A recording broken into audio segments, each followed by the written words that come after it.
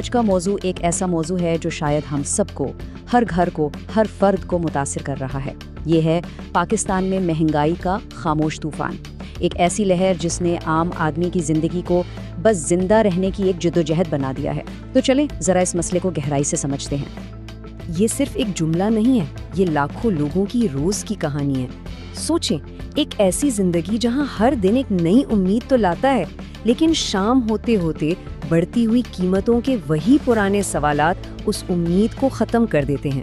تو اس صورتحال کو سمجھنے کے لیے مہنگائی کو ایک طوفان کی طرح سوچیں، ایک ایسا طوفان جو دکھتا تو نہیں، لیکن اس کی تباہی وہ ہر جگہ محسوس ہوتی ہے، اور اس نے زندگی کے ہر پہلو کو اپنی گرفت میں لے لیا ہے۔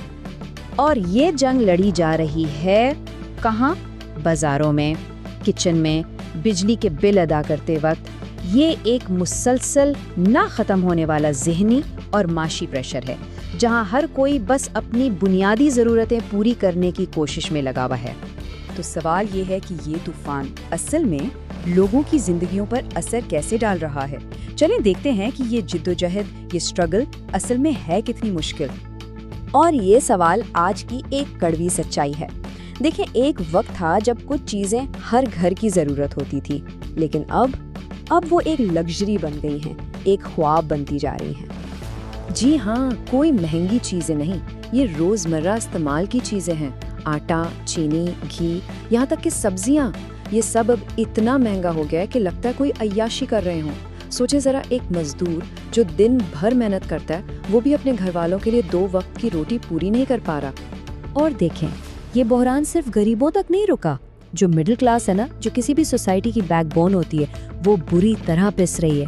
تنخواہیں تو وہی ہیں، لیکن خرچے وہ آسمان پر پہنچ گئے ہیں، اور نتیجہ کیا نکل رہا ہے؟ قرض، ٹینشن، اور ایک ایسا مستقبل جس کا کچھ پتہ نہیں۔ اچھا، اب ذرا تصویر کا دوسرا رخ بھی دیکھ لیتے ہیں۔ ایک طرف تو عوام اس معاشی دلدل میں پھنسے ہوئے ہیں، لیکن دوسری طرف ریاست کی پرائیورٹیز کیا ہیں؟ یہاں ہمیں ایک بہت بڑا فرق، ایک تضاد نظر آتا ہے۔ یہاں یہ تضاد بالکل صاف نظر آ رہا ہے۔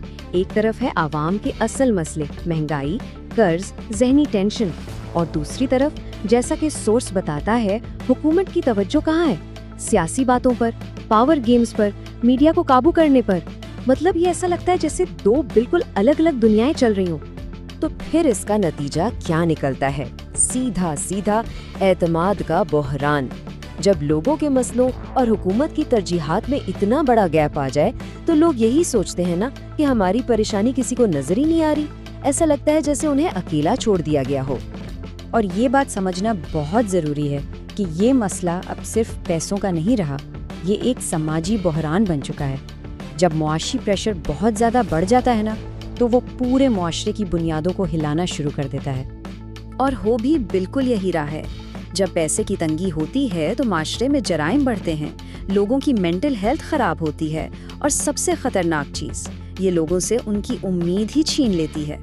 اور جب کسی قوم میں امید ہی ختم ہونے لگے تو سمجھیں یہ سب سے بڑا خطرہ ہے۔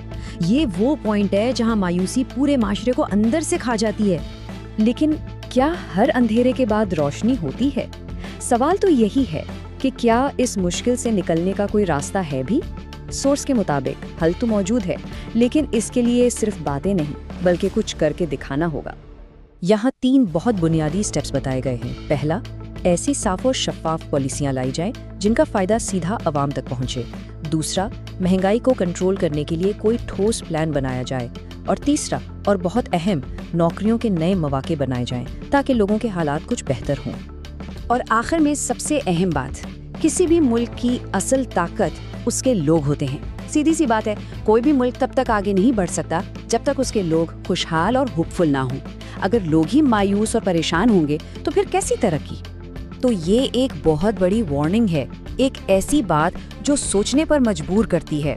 اگر عوام کے مسئلوں کو پرائیورٹی نہ دی گئی تو مہنگائی کا یہ خاموش طوفان ایک دن ایسی تباہی مچائے گا جس کا ہم اندازہ بھی نہیں لگا سکتے۔ وقت ہے کہ اس طوفان کا رخ موڑا جائے، اس سے پہلے کہ سچ میں بہت دیر ہو جائے۔